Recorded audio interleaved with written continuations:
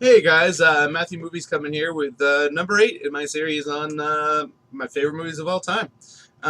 This time I'm going to do another movie that I really don't think is very well known at all by most people, called In the Mouth of Madness. It's a John Carpenter film. He is the guy who made Halloween and The Thing and Escape from New York and Christine and Starman.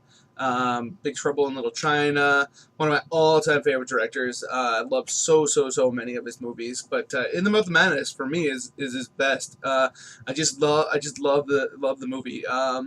I'm not gonna give you too much of it. Like, I'm not gonna tell you too much about it because the plot is really what makes it so great.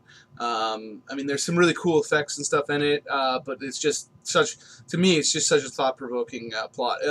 And with the movie Dark City, that I did a video on previously, I compared it a lot to The Matrix, and I'm going to do the same thing here, actually. Apparently, I really like The Matrix. No, obviously I do really like The Matrix, and I'll actually be talking about that relatively soon, because it's also in my top 20. But it basically, the plot of this movie is... and like this is all given away pretty early, but I will cover some spoilers after I say the basic plot. So, like not too in depth though, so that you don't really get it. But essentially, there's a insurance adjuster who is in charge of trying to find scam artists for a massive insurance company, and a author goes missing with his book. And you know, the comparison they make in the movie, and one that is clearly the one to draw, is he's like a Stephen King sized popularity. So his popularity is Stephen King sized. You know, that's what you would say if you wanted to speak properly. Or, well. Anyways, so he goes missing, and so they send the insurance adjuster to try to track him down.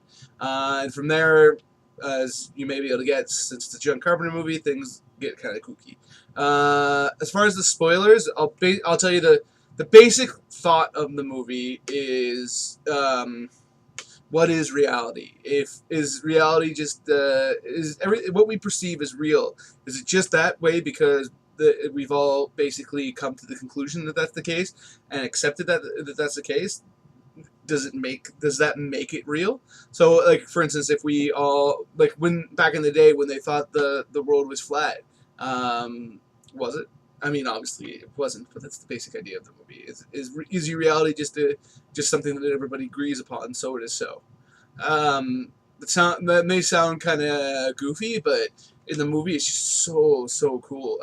Stars the only real names in the movie are Sam Neill and Jurgen Prochnow.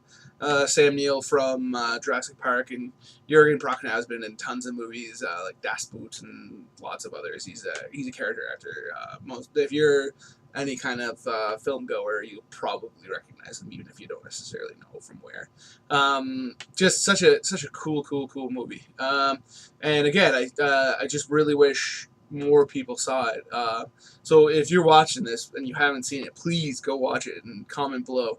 And please subscribe. I really I don't have too many subscribers as of yet, so I'm checking that subscriber rate pretty much every morning and every afternoon, being like, come on, give me a new one. Come on, yeah.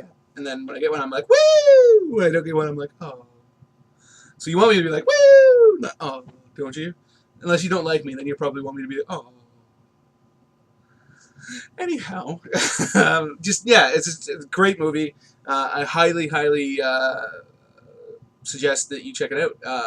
Especially, and like if you like John Carpenter movies, you like it's got the same. He did the score for it, like he does in all of his movies. The effects are kind of similar to really do draw to mind like the effects in like The Thing. They're all practical. And like it's such a cool movie. So really check it out. So yeah, thanks for checking out my video.